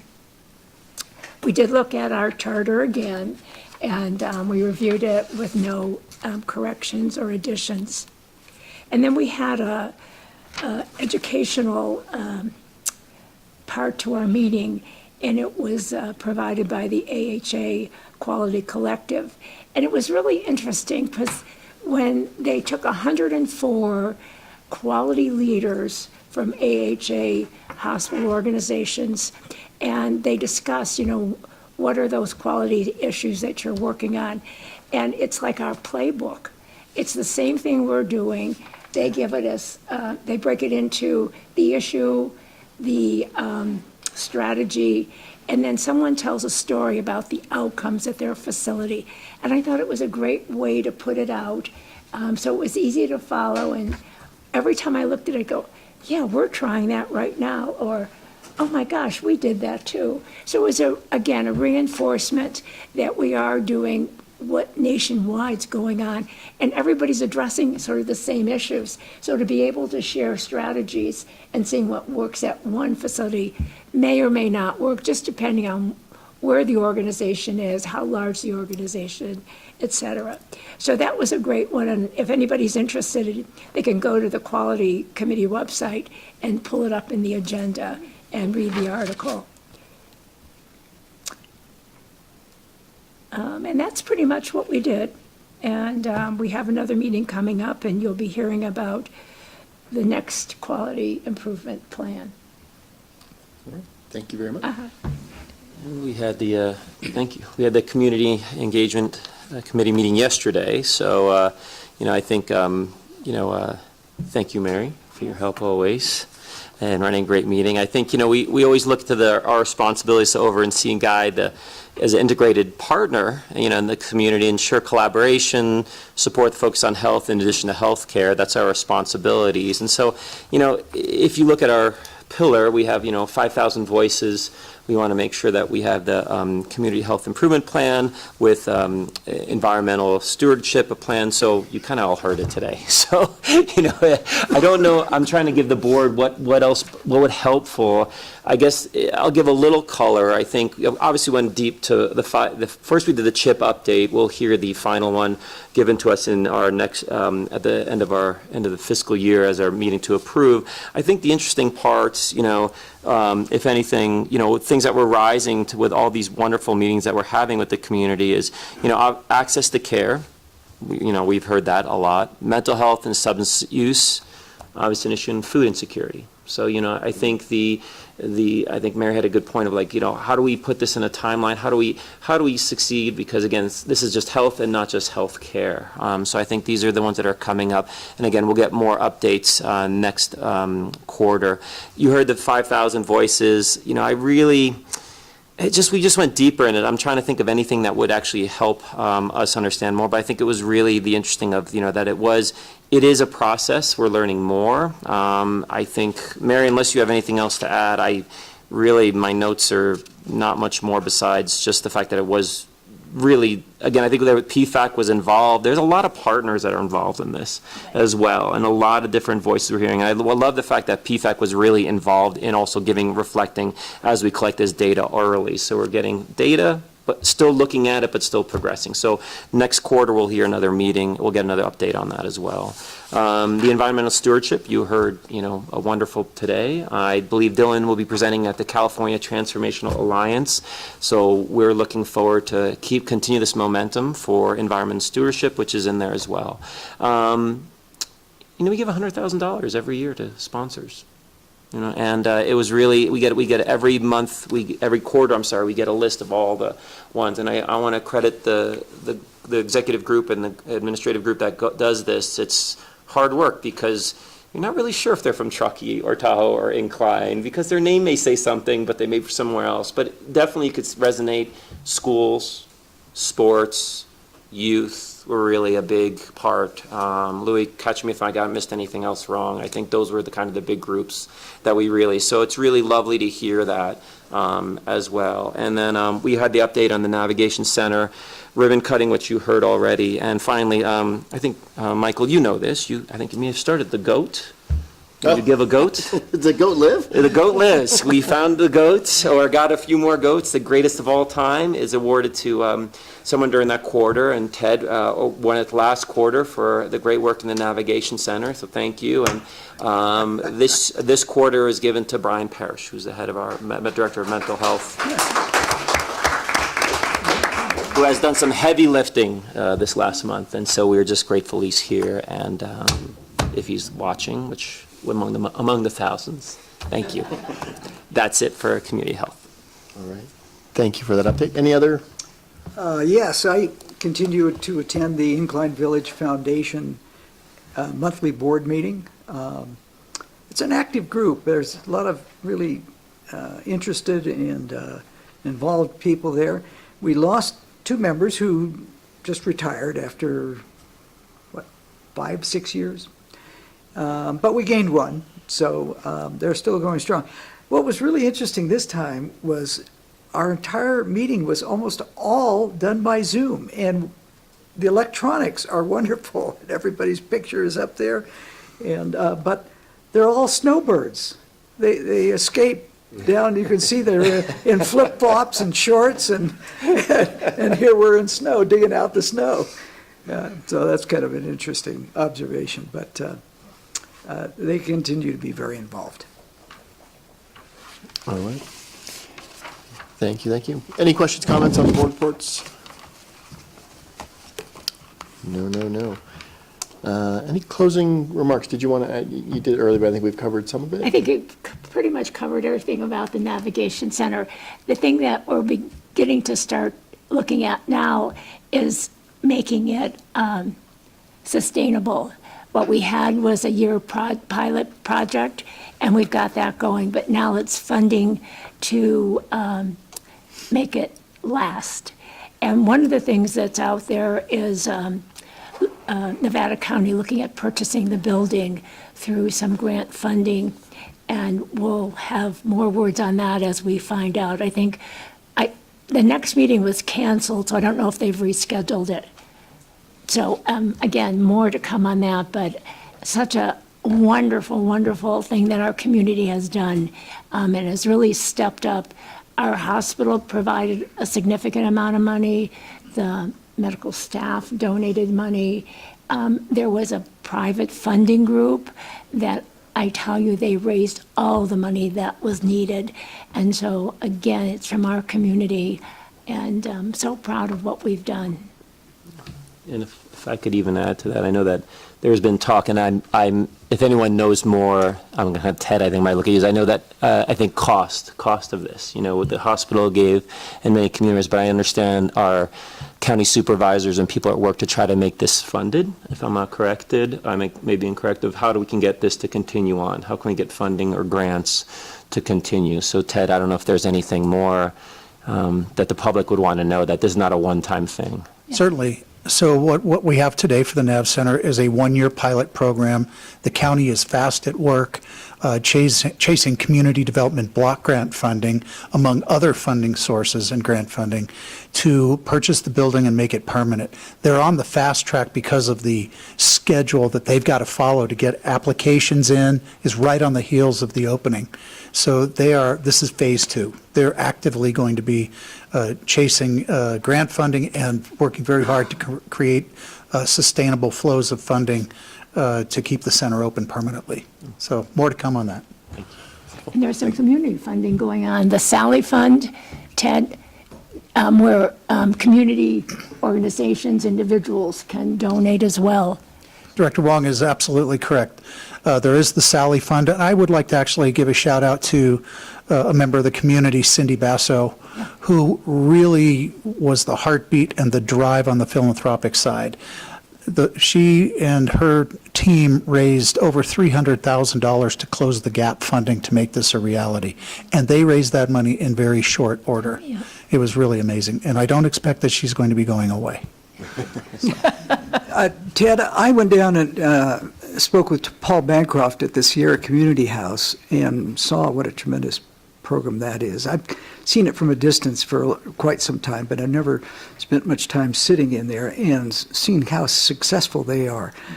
Are there lessons to be learned from them and how they manage their project? Yes. Prior to the Sierra Community House, there were many nonprofits that took specific parts of the community and public service and community health. And very often they stepped on each other's toes and overlap. Yeah. So getting them under one umbrella really just has paid dividends tremendously, I think, for the community. And Sierra Community House is actively involved in the navigation center. The county would seek to purchase it. We're only using half of the square footage of the facility for the interim beds and the shelter beds, kitchen, laundry areas, and what have you. So there's a possibility that the Sierra Community House could also find its home in the location where the Nav Center is. I did ask, if it's okay, I asked our Chief Operating Officer, Louis Ward, to just speak a little bit. I'm glad you brought up the Sierra Community House, and I think it's something that we don't talk about enough, but I just wanted to make sure that the board understands the connections that we have, so I've actually asked Louis to talk a little bit about that. Good, great. Yeah, happy to, and good evening again, board. At the moment, we are a very proud participant and supporter of the Sierra Community House. We actually fund the Sierra Community House with $125,000 a year.